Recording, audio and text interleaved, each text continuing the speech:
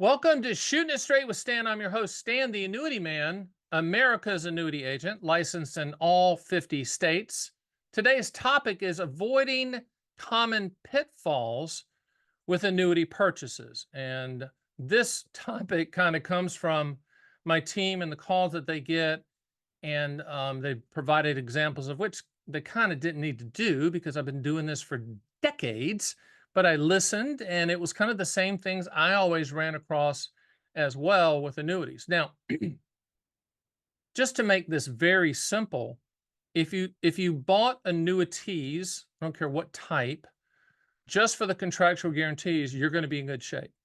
You own it for what it will do, not what it might do, not the hypotheticals, the theoreticals, the projections, the back tested numbers, the agent hopeful return scenarios that they pitch, all of the unicorns chasing the butterfly nonsense. If you just stripped it down to, I'm only looking for contractual guarantees, then that's you win. You're going to win because you're going to commoditize the product, shop all carriers, and you're going to see the highest number. So never ever buy hypotheticals and non-guaranteed. If the person keeps showing you non-guaranteed numbers, say no, no, no. I want to just see the guarantees. Period. I mean, that's what you need to do. You also need to have a goal in mind. We always ask two questions. What do you want the money to contractually do? And when do you want those contractual guarantees to start? Understanding that annuities only solve for four things. And the acronym is PILL: principal protection, income for life, legacy, and long-term care. If you're one of the biggest pitfalls we see is people buying annuities, specifically indexed annuities, for market return. Huge mistake. You should never ever do that. These are these are life insurance products. Index annuities are issued at the state level. They're not securities. They're not regulated by FINRA, the NASD. You can't even use the word market because they're not market products. They're CD products put on the planet in 1995 to hopefully and potentially give you a little bit better return than a CD. Sometimes they do, sometimes they don't. But that's a big thing that I see. And one of the pitfalls is people buying the dream, and they're going to eventually own the contractual reality because it's a contract between you and the life insurance company issuing the annuity. One of the other pitfalls we see a lot is, again, attached to the index side, is people being snookered by the upfront bonus. And I always call upfront bonuses are candy for the stupid. If you think there's a CEO at a life insurance company that issues annuities that wakes up in the morning and goes, you know what? I want to give money away. Yeah, that's what I want to do. No, no, they're for profit. Only politicians do that. Life insurance companies are for profit entities. There's 100 pennies in the dollar, period. So don't fall for the upfront bonus nonsense. Don't transfer your older annuity to another annuity for the upfront bonus, unless it's the 1.1% that you can mathematically prove that it makes sense. Most of the time, the only beneficiary is the agent that's doing that for you. Is they're just creating another commission. That's a big one. I think another pitfall that I see a lot is people don't dig in. They want to believe that it sounds too good to be true, and they want to believe it. With annuities, no exceptions. And I want you to listen to me. No exceptions. If it sounds too good to be true, it is every single time. There's never been an exception to that. If it sounds too good to be true, it is. You're smarter than that. Put your thinking cap on, dig for information. And the other one, dovetailing into that, another pitfall we see a lot is the urgency pitch, where they'll say, well, you got to sign now because the upfront bonus. Like, listen, there's never an urgency to buy a contract. The urgency is for you to read and understand the contract before you buy it, okay, before you sign anything. Don't fall for the urgency pitch. We pride ourselves at the Annuity Man. If you go to theannuityman.com and schedule a call, you're going to be surprised. We're going to let you make your decision on your terms and on your time frame. We're not going to high pressure you at all. I mean, this is a contract. This is your money. What we want to make sure of is that you fully understand what you're making a decision on. That's the reason I do thousands of videos. I've written 7 books that you can get for free. There's a treasure trove of information. It's an annuity one-stop information shop.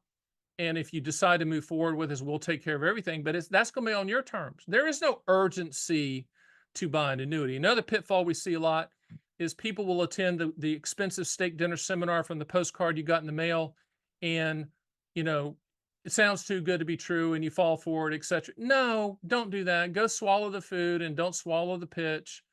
The other thing is your financial advisor should not be your friend. If you want a friend, get a dog. Your financial advisor should be like a cancer doctor.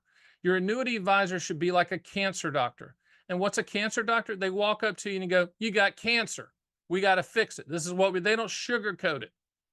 You know, um, that's what, if they're trying to be chummy with you, we see this pitfall all the time. They're sending you, they want you to come to their kids' T-ball game. Just stay away from that. And if it's at all possible, stay away from doing business with friends and family and frat brothers and all that. I understand that might run far into what you believe in, but when you do that, you tend to not do as much due diligence. You tend to trust more. And the only thing you have to that you should trust in the annuity world is the contract, is the policy, is what it's going to contractually do. That's the trust. Our job is to filter that. Our job is to tell you the good, the bad, the limitations, and the benefits. So those are a lot of the pitfalls that we see. They're common sense pitfalls.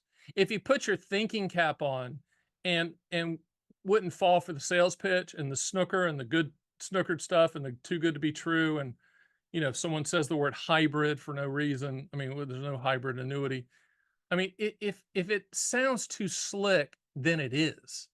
You're buying a contractual guarantee. You're solving for either principal protection, income for life, legacy, and long-term care. That's it. What do you want the money to contractually do? When do you want those contractual guarantees to start? If you want and need and yearn for market growth, do not buy an annuity of any type, period. Do not fall for market upside with no downside. Do not fall for market participation with principal protection. All those yummy sales pitches that looks like they should go on a t-shirt. Do not fall for that. Do not fall for the upfront bonus. Do not fall. This is one that kills me. Well, the advisor showed me his mom's account and the advisor showed me his Uncle Buck's account. Oh my gosh, really?